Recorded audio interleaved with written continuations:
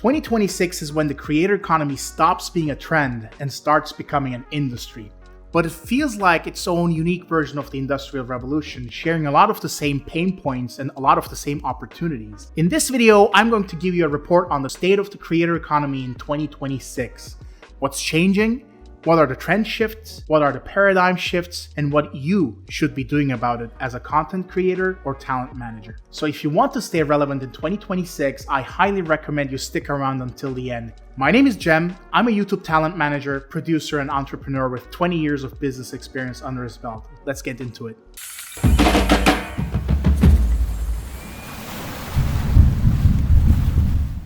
First hot topic is what can simply be called industrialization. I didn't give the Industrial Revolution as an example for nothing. The easiest place to see it is in the scale of things. When an industry gets real, it builds infrastructure.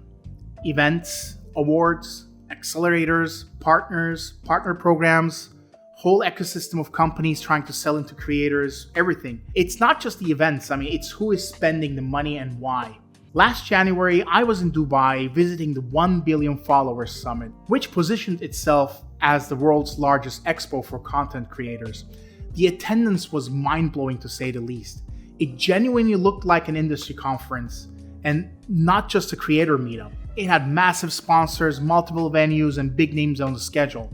Sure, we had VidCon, TwitchCon, and we still have similar conventions. Nothing really felt this professional. It wasn't surprising though. The ex-CEO and other alumni from VidCon were involved in the organization and the management of the event, so it didn't surprise me really. One of the most underrated 2025 shifts, which will go well into 2026 and beyond, is how comfortable governments have become working with creators. The 1 Billion Followers Summit was funded and organized by the UAE Government Media Office, for instance. Another obvious one was Mr. Beast's Beastland, a 45-day pop-up event in Riyadh, Saudi Arabia, in close cooperation with the Saudi government.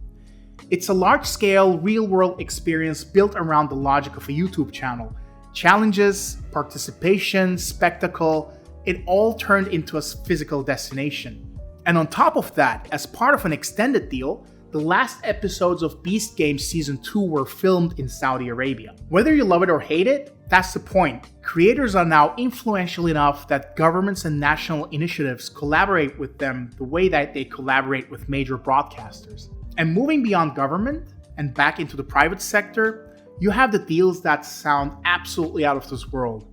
For example, Khaby Lame's likeness and brand rights being tied to a deal reportedly worth $975 million. The company that's acquiring the rights is betting that an AI-generated version of Khaby can sell products at scale through e-commerce, especially via live stream e-commerce. The company that made the acquisition is a China-based Rich Sparkle Holdings. In China, the creator economy is basically a completely different and alien planet. AI sales avatars, live stream shopping marathons, conversion-first content.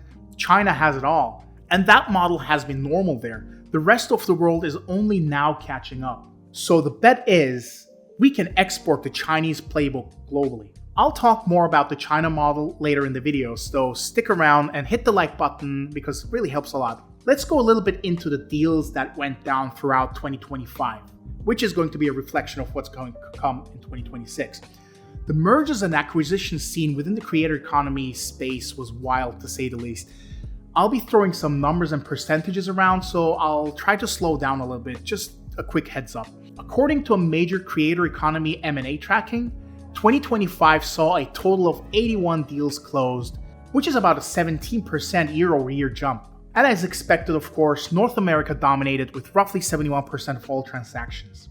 It's mostly because how much more developed North America is in the creator economy space compared to the rest of the world, but with innovation centers shifting more towards Asia, we might see this trend break in the future. And here's one cross-Atlantic headline example. In 2025, the Italian tech company Bending Spoons announced the acquisition of Vimeo for about $1.38 billion. That's a serious number. The valuations tend to roughly have an EBITDA multiplier of between 5 and 9. And although as someone with a background in financial auditing, I'm always highly skeptical of EBITDA as a measure of value, but nevertheless, these are big multipliers. So what can an up-and-coming creator learn from all this? Previously, I always gave the advice that to have a successful YouTube channel, you have to put your passion first. I always said that once you have reached critical mass with your core audience is when you should start with the business side of things. In the current climate though, I can't really recommend that anymore. I mean, that's quite outdated advice. Yes, you should still create content on something you're passionate about, since otherwise this whole thing is not sustainable. Sitting in front of a camera talking about something that you really don't feel passionate about, you're not going to get anywhere. But the advice I'm giving right now is to start treating your YouTube channel like a business from day one. And I don't mean that you should go, seek out sponsors immediately. That's absolutely not what I'm saying, right?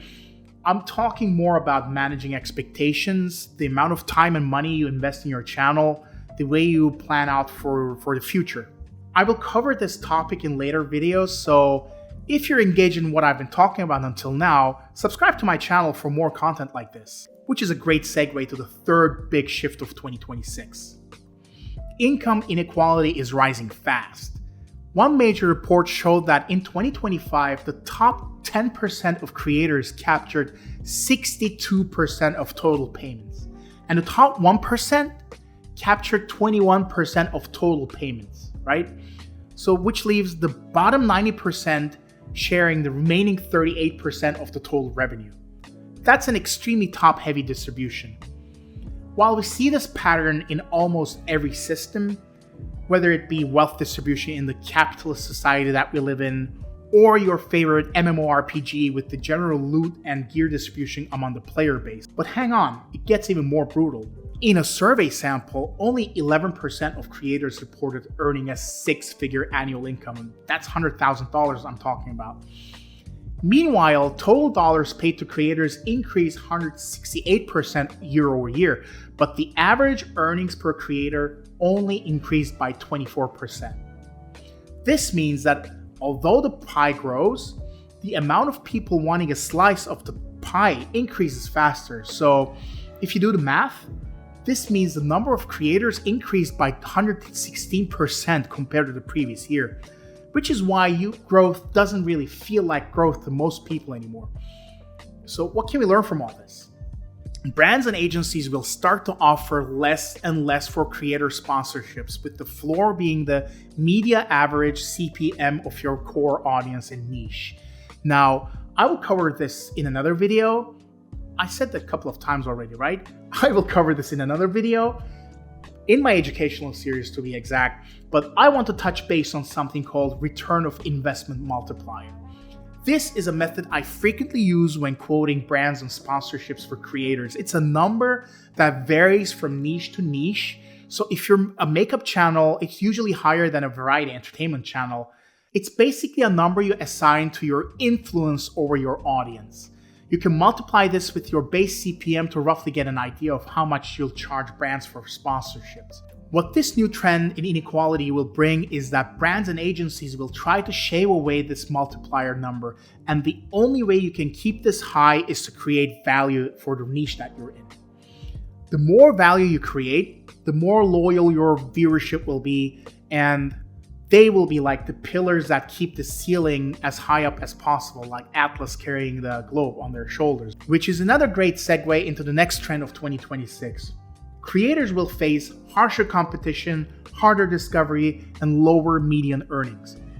If you're a creator, you can't just rely on, I make good content anymore, because a million people make good content now, right? So the game becomes, how do you build a moat?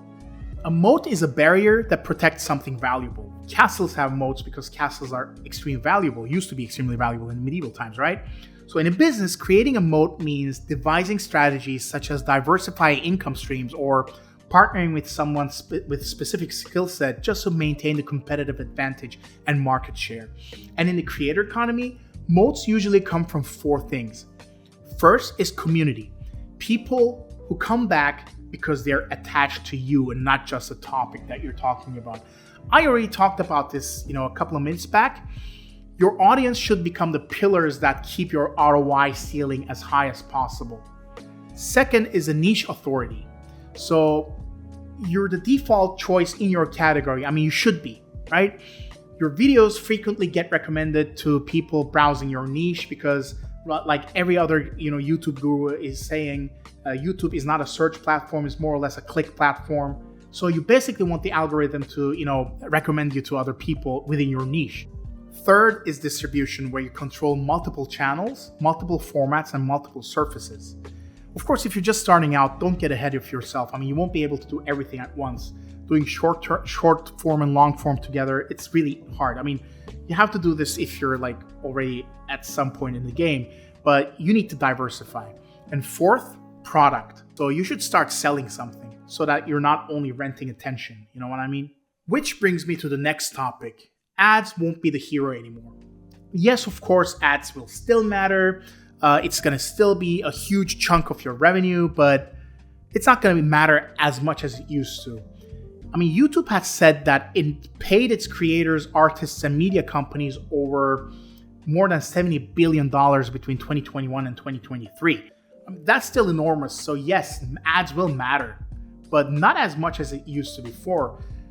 The growth story is 2026 is not going to be more ads. It's going to be commerce and performance. Platforms are already pushing native shopping and affiliate features. Brands are demanding measurable outcomes, sales leads, retention, and not just views. So instead of simple flat fees, we're going to be seeing more hybrid models like a flat fee plus a CPA, revenue share models, performance bonuses tied to track conversions and whatnot. And if you're in entertainment, let's be realistic. Performance monetization is easier in niches with clear purchase intent, such as beauty, fitness, tech, finance, education, home, parenting, fishing, whatever. But in pure entertainment, it's quite tougher. Not impossible, but definitely tougher, which leads perfectly into live shopping. Live shopping goes global, slowly, but it's going global.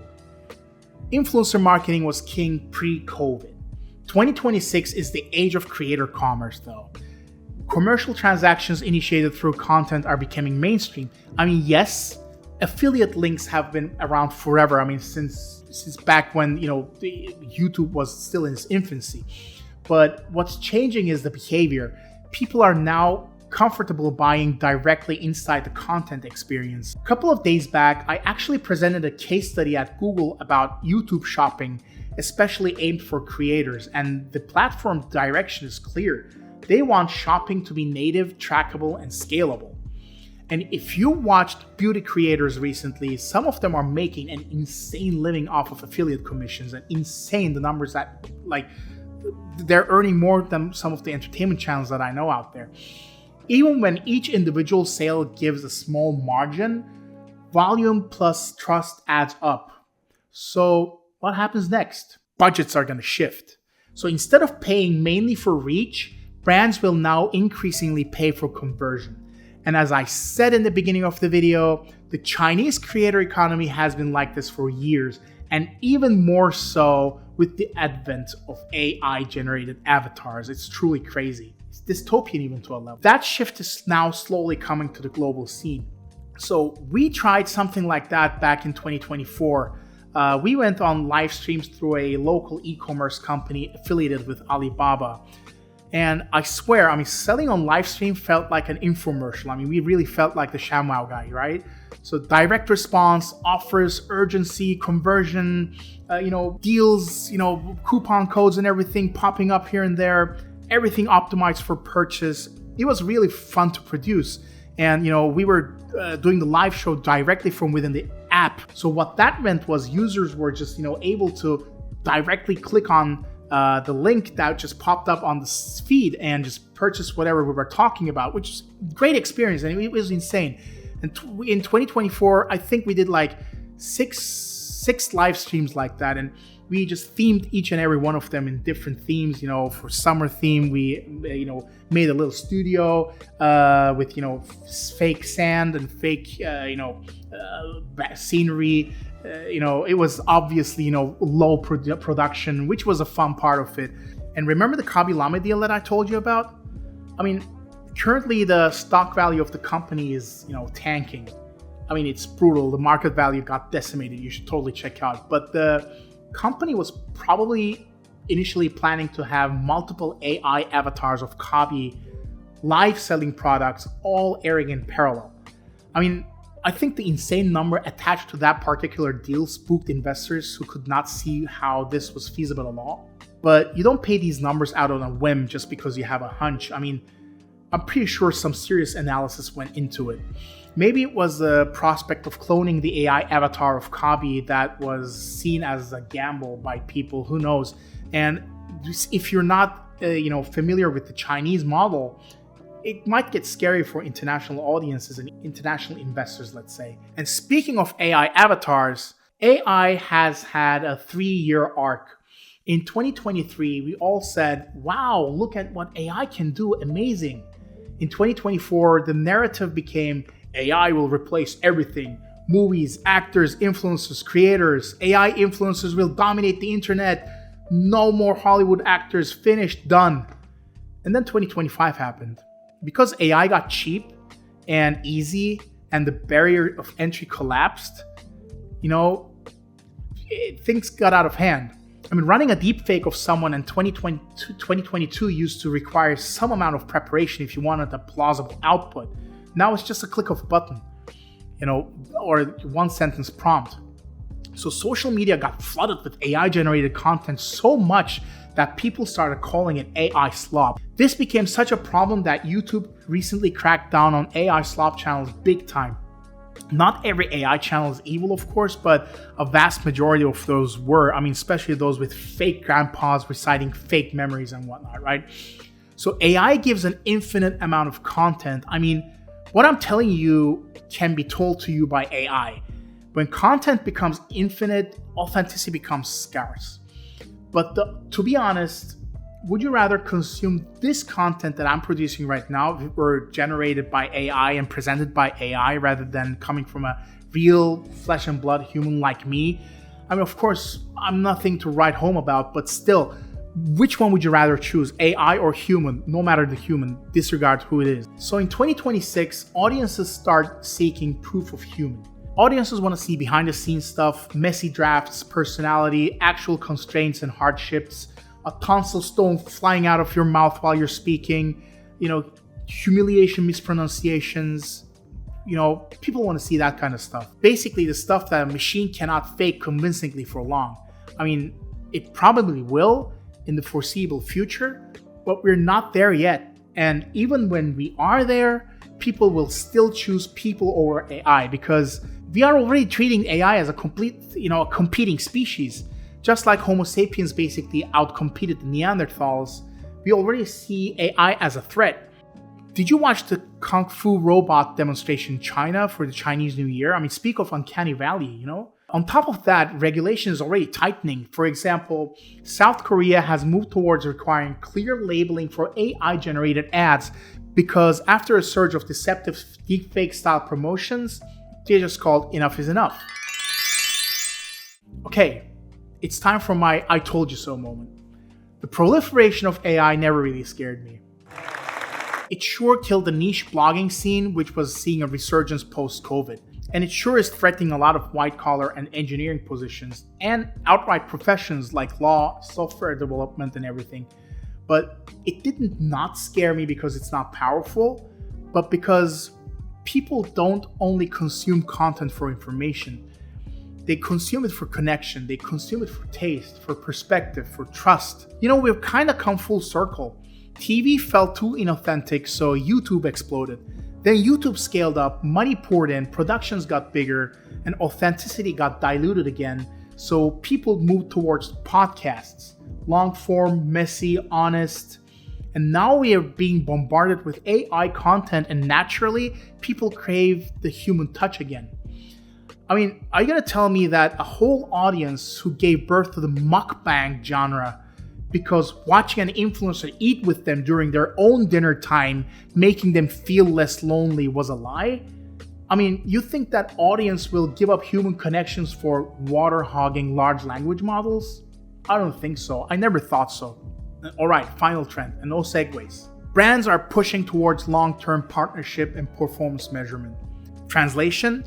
They want predictable relationships with creators and predictable ROI. Deals are becoming more complex. There are going to be users' rights, paid amplification, whitelisting, Spark ads, multi-platform deliverables, category exclusivity, tighter brand safety clauses, especially with AI risk.